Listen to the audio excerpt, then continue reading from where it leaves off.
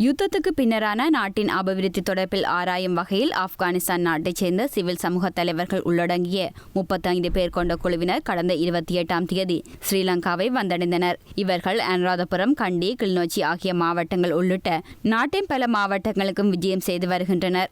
யுத்தத்துக்கு பின்னரான ஸ்ரீலங்காவின் நிலைமைகள், சமாதான நல்லிணக்க செயற்பாடுகள், அபிவிருத்தி நடவடிக்கைகள், மக்களின் கலாச்சார நிலைமைகள், பெண்களின் சமூக வகிவாகம் உள்ளிட்ட பல்வேறு விடயங்கள் தொடர்பில் ஆராய்ந்து வருகின்றனர். இந்நிலையில் இன்று காலை யாழ் மாவட்ட செயலகத்தில் யாழ் மாவட்ட அரசாங்க அதிபர் நவண்ணா வேதநாயகன் மற்றும் மேலதிக அரசாங்க அதிபர் பானா செந்தில்நாதன் ஆகியோரை சந்தித்து கலந்துரையாடினர். இதன்போது யாழ் மாவட்ட அபிவிருத்தி பணிகள் தொடர்பில் கேட்டறிந்து கொண்டதாக யாழ் மாவட்ட அரசாங்க அதிபர் தெரிவித்தார்.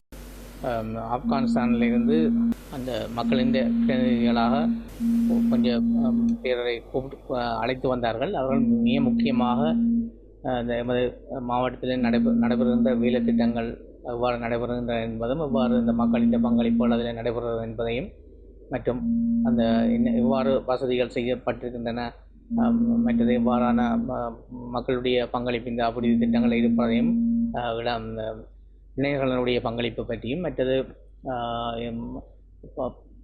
இங்கு இருக்கின்ற சுகாதார கல்வி வசதிகள் போன்றவற்றையும் அறிவதற்காகவும், இங்கு யுத்தம் முடிவடைந்த பின்னர் நடைபெறுகின்ற அபிவிருத்தி நடவடிக்கைகள் தொடர்பாக இவ்வாறு நடைபெற்றுக் கொண்டிருக்கின்றன என்பது அறிவதற்காகத்தான் இங்கு வந்தார்கள். இதை CAG என்ற நிறுவனம் ஒழுங்குபடுத்தி இருந்தது. அவர்கள் இங்கு வந்து எங்களுடைய அனுபவங்களையும் என்ன மாதிரி செயற்படுத்தப்படுகின்ற என்ன பல்வேறு அனுபவங்களை எங்களிடம் கேட்டு அறிந்து கொண்டார்கள்.